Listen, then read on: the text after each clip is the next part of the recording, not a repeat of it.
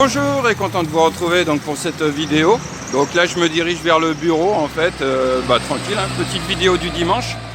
Puisque la dernière vidéo que je vous avais fait, c'était dimanche dernier. Alors voilà, comme toujours, hein, je m'engage au moins à vous faire une vidéo par semaine. D'accord?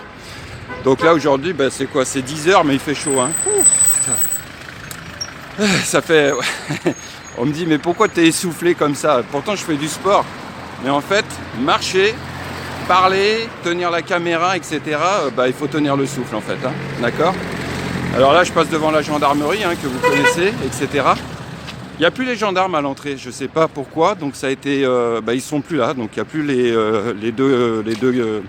les deux gendarmes habituels, donc je ne sais pas pour l'instant, peut-être qu'ils vont les remettre, mais pour l'instant c'est plus d'actualité, d'accord? Voilà, donc alors aujourd'hui ma vidéo, comment dire, donc elle est un peu particulière. Je vais vous parler d'immobilier, bien sûr. Je vous ai fait une petite vidéo donc de 3 minutes 30 sur la présentation d'une maison dans laquelle je trouve qu'il y a énormément de potentiel et c'est pour ça que je l'ai intégré dans mes produits en fait, hein, tout simplement.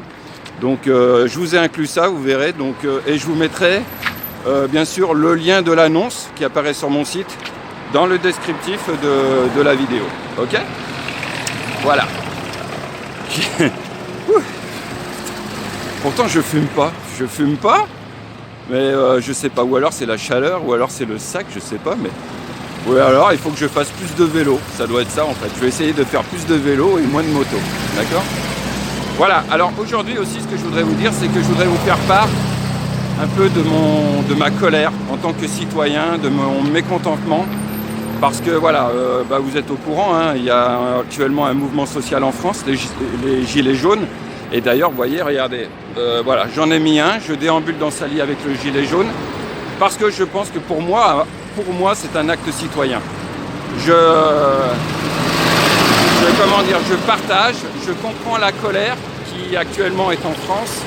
Et voilà, je la partage et je me disais, à mon humble échelle, au moins en parler sur cette chaîne.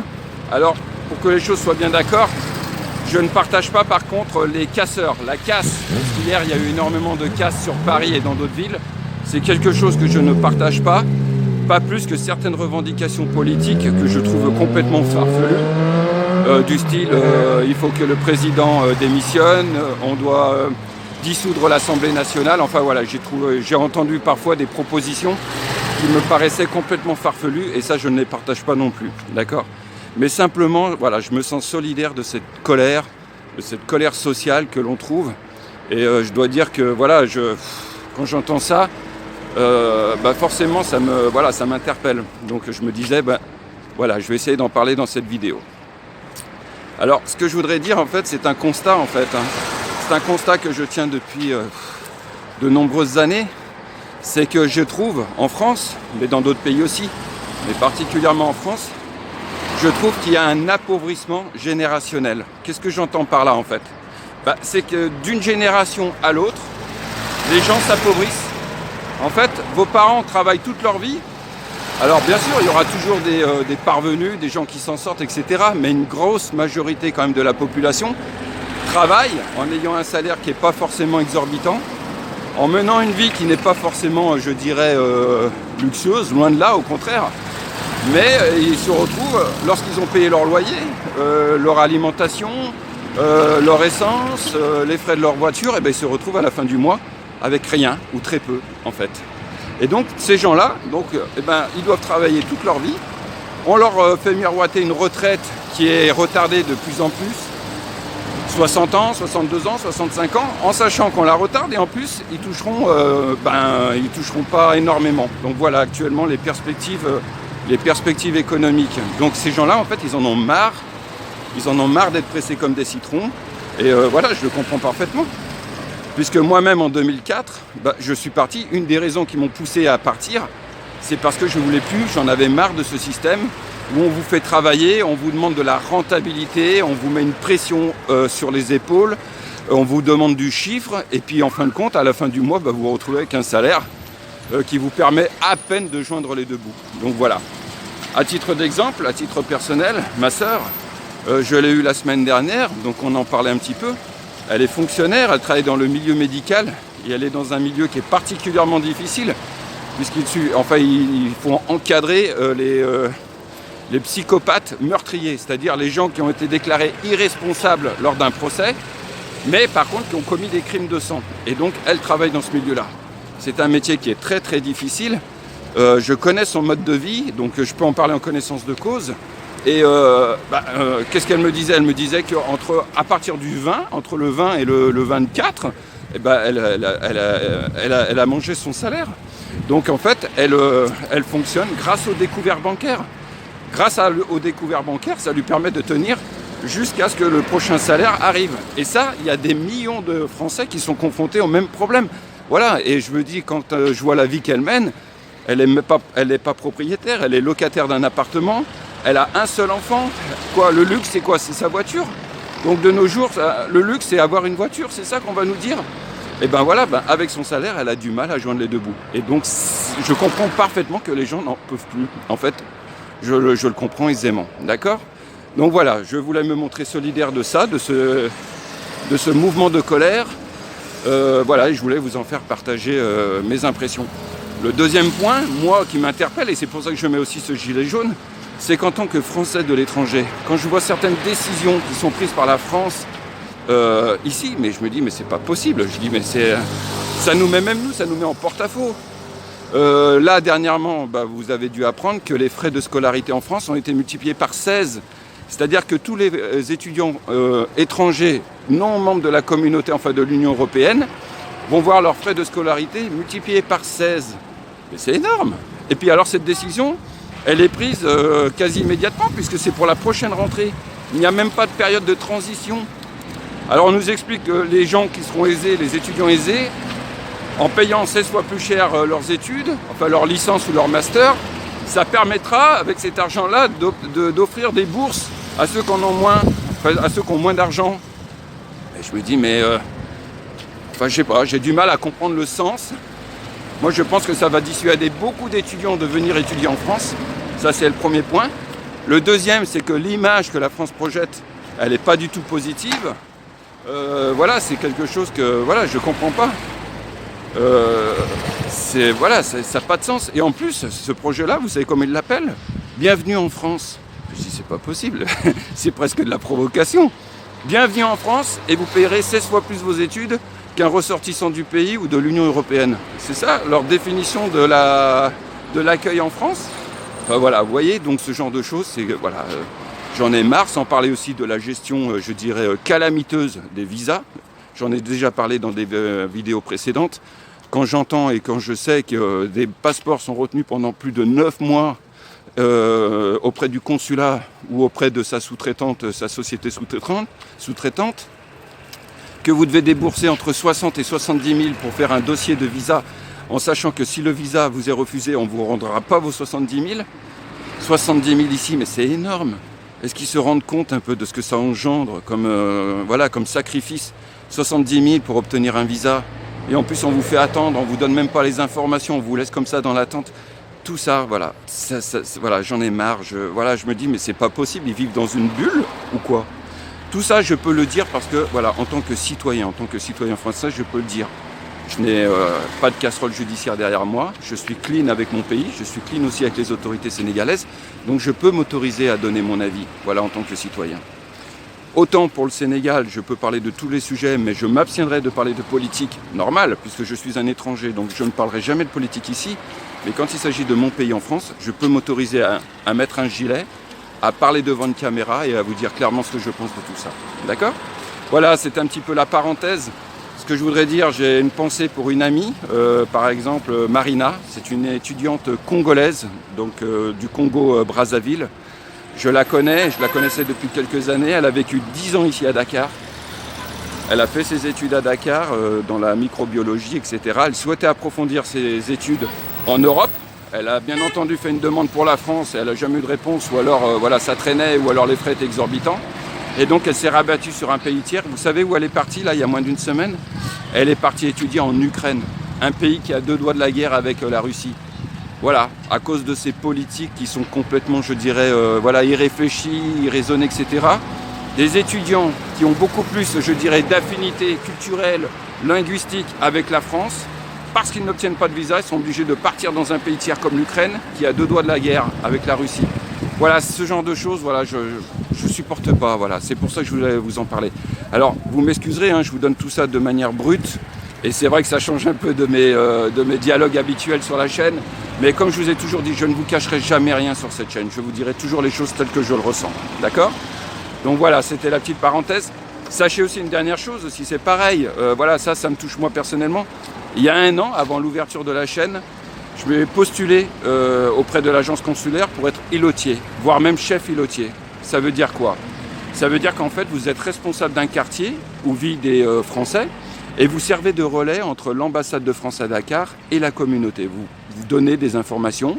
En cas de crise, n'importe laquelle, vous êtes là, vous êtes le relais, vous êtes là pour sécuriser, donner les consignes, etc. C'est quelque chose qui ne me gêne pas, moi, d'assumer des responsabilités. Au contraire, j'aime bien ça. Encadrer, gérer, etc. Mon parcours personnel m'a formaté pour ça, en fait. J'ai postulé, donc j'ai donné mon CV avec une lettre de motivation en expliquant pourquoi je me proposais de le faire. C'est bénévole en plus, hein, ça coûte rien à l'État français. Hein. J'ai donné ça à l'agence consulaire, qui eux étaient contents puisqu'ils me disaient qu'ils avaient pratiquement plus d'îlotiers, donc ils ont approuvé ma candidature, ils l'ont appuyée. Le consul de France de Sali a donc approuvé ma candidature. Le dossier est parti à Dakar, au consulat général de Dakar. Et vous savez quoi?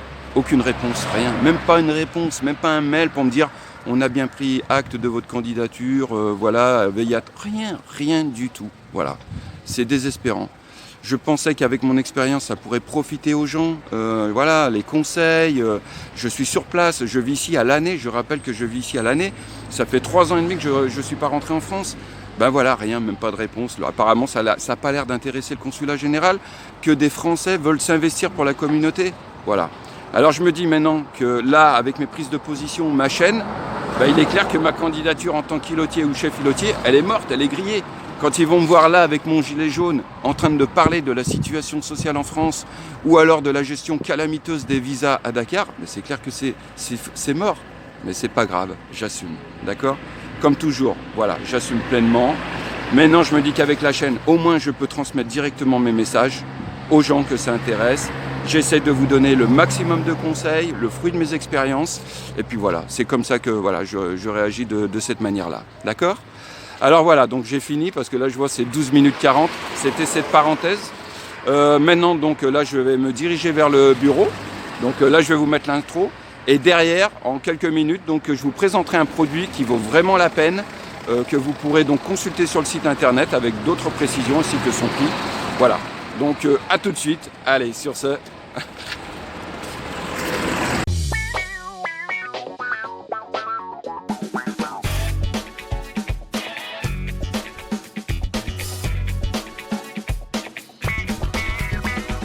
Ça y est, voilà, je suis arrivé au bureau, je viens d'ouvrir et puis je vais traiter les mails. Hein, voilà. Donc j'espère que le petit speech que je vous ai tenu en venant jusqu'ici n'a pas été trop long.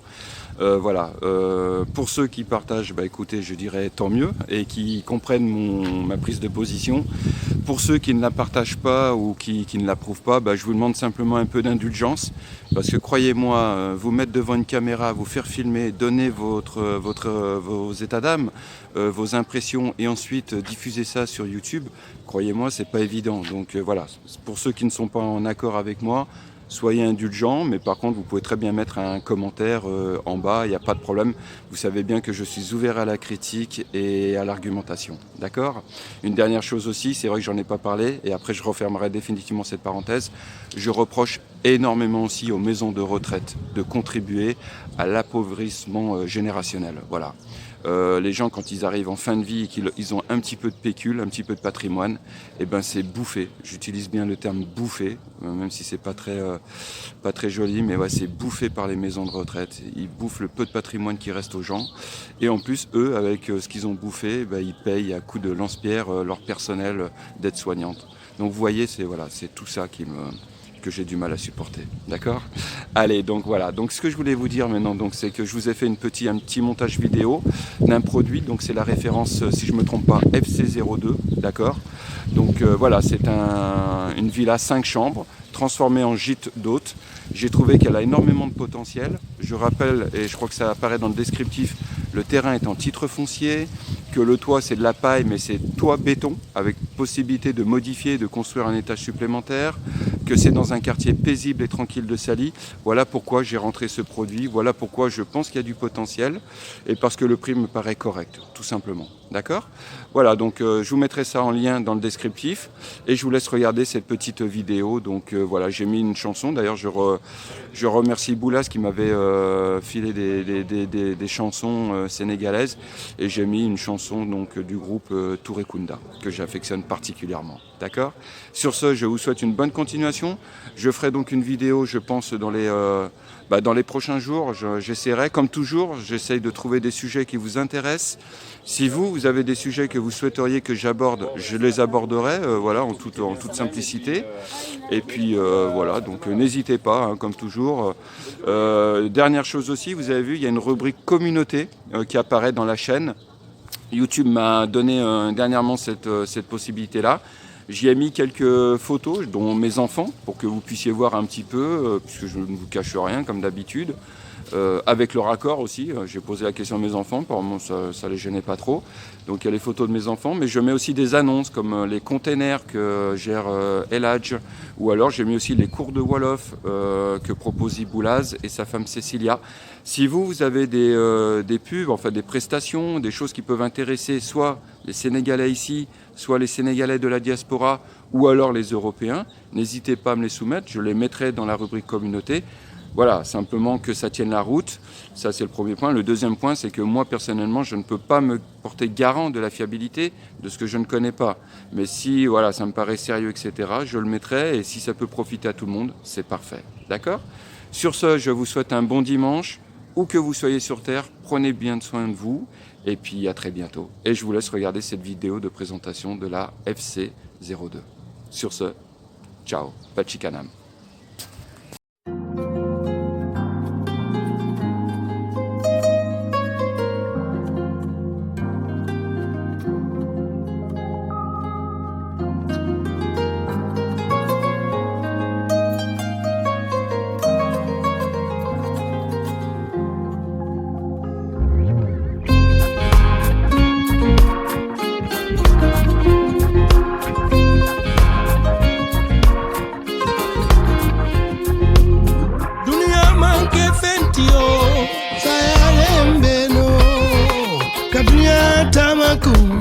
Sayale sangarta dunia manke fentiwa sayale mbeno kadunia tamaku sayale sangarta kabadiasi aibadiasi wole manafati kabadiasi aibadiasi wole manafati kabadiasi aibadiasi wole manafati kabadiasi aibadiasi wole manafati dindika fuke balwo ala dandang na manso hajo le bala kaduaye tiri male barambaranto alata atata ala jindikum kalandikum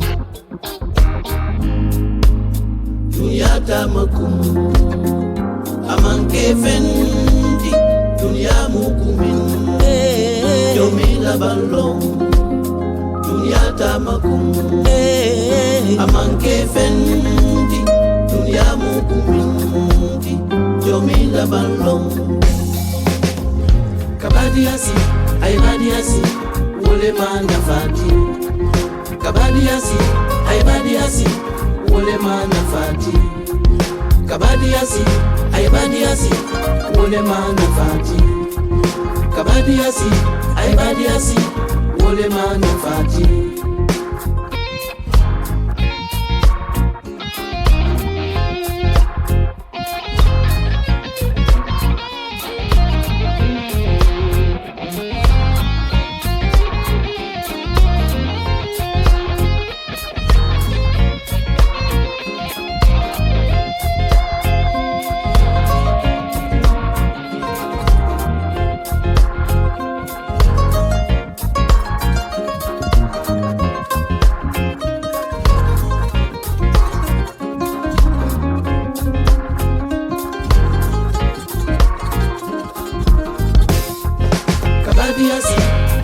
kabadiasi wole mana fati kabadiasi aibadiasi wole mana fati kabadiasi aibadiasi wole mana fati kabadiasi aibadiasi wole mana fati